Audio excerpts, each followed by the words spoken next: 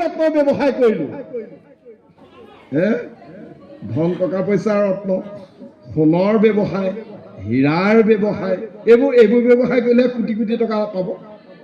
ব্যৱসায় কৰিলো আমি সেইবিলাক কিন্তু ব্যৱসায় কৰিব লাগিছিলে এইটো কৰিলো এটা